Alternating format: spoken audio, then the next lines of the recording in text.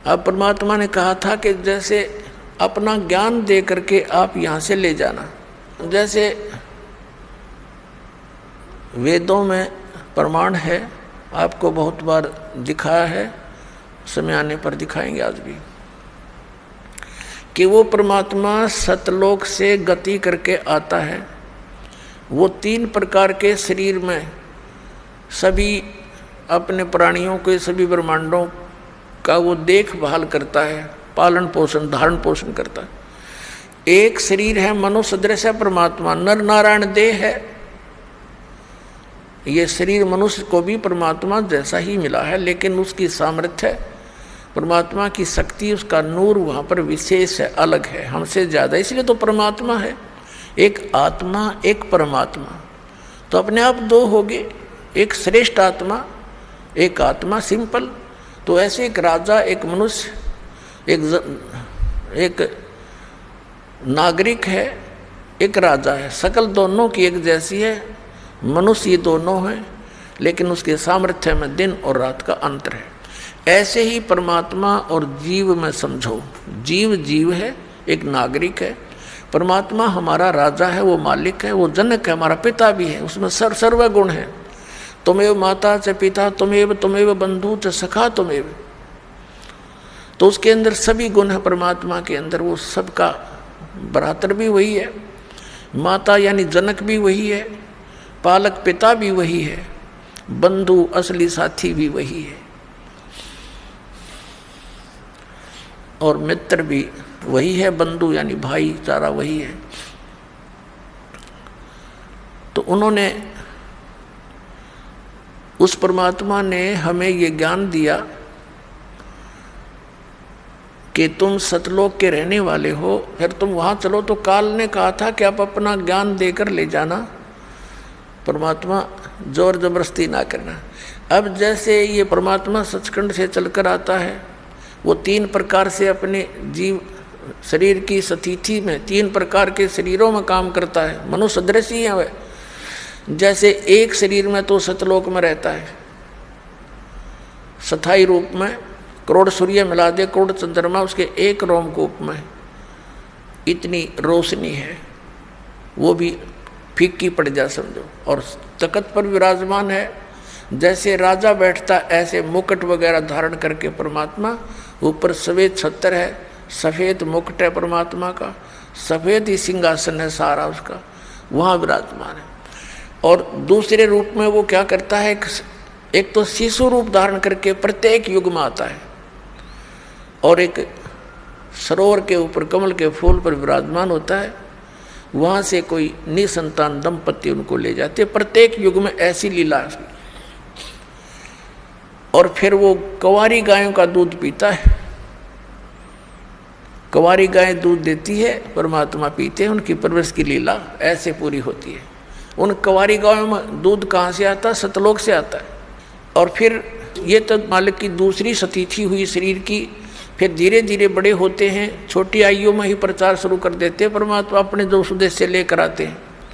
वेदों में लिखा है कि परमात्मा सतलोक से चलकर आता है, ऊपर तीसरे मुक्ति धाम में रहता है सतलोक में, वहाँ से गति करके आता है और यहाँ अच्छी आत्माओं को मिलता है।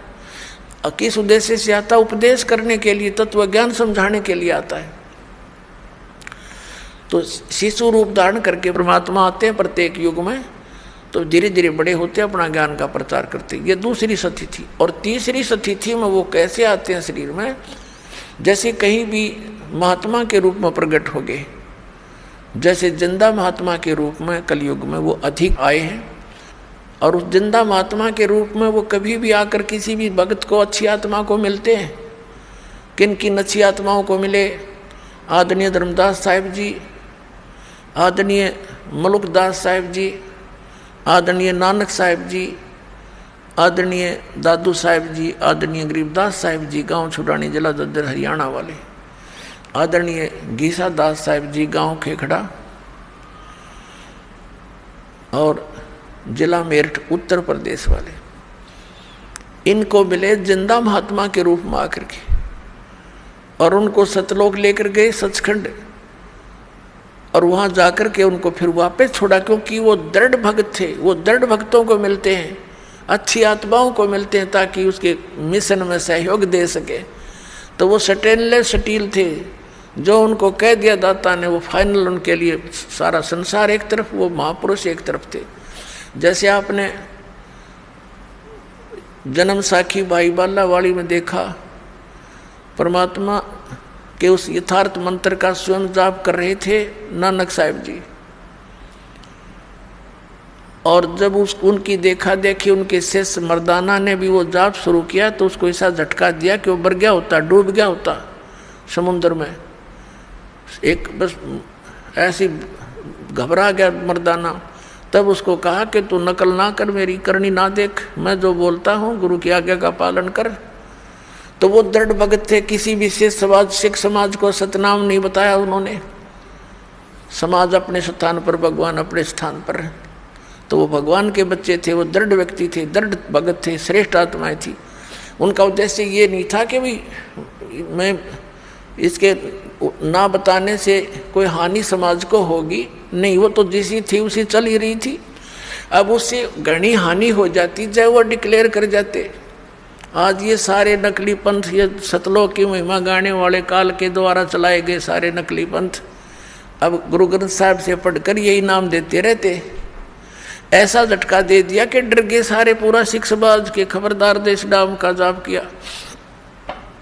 मर्दाना ने किया था, मर गया होता, और गुरु जी का आदेश है, उसकी आज्ञा की अवहेलना हो जाएगी। ऐसा भय पैदा कर गए।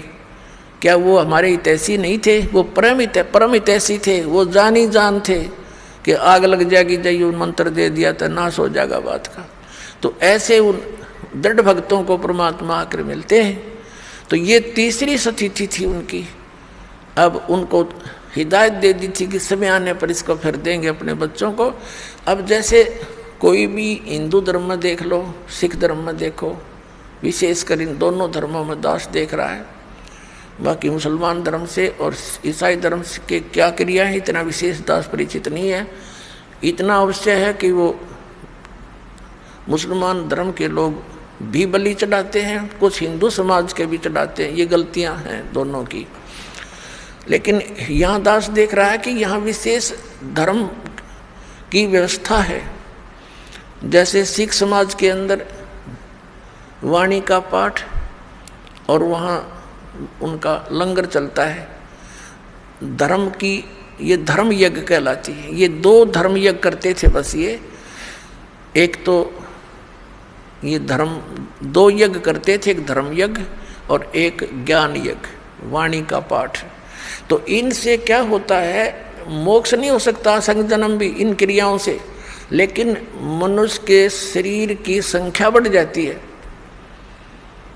अब वो ऐसे ही हिंदू धर्म के अंदर जैसे गीता जी का पाठ करो, डेली एक अध्याय का पाठ करो, या वैसे कोई अपना धर्म पुण्य करते रहते हैं, कोई भंडारा कर दिया कितना गांव गोम नगर में, ये ऐसे चलते रहते थे। तो इन क्रियाओं से क्या होता है कि मनुष्य जीवन मिल जाता है। परमात्मा की वाणी है सूक्ष्म वेद में कि धर्म तो 10 का नहीं, और 10 के तीनों लोक, खैरायत में खैर है कीजिए आत्म भोग। और दूसरा ये था, तो उससे क्या होता है, जैसे यज्ञ है, ये ग्लूकोज है।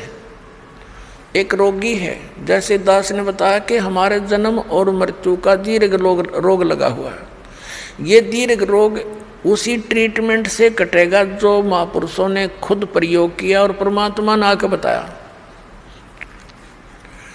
और अब इस दास को इस मार्ग का मास्टर बना दिया, डॉक्टर बना दिया, सर्जन बना दिया। अब दास के पास वो मार्ग है, वो सारी व्यवस्था है।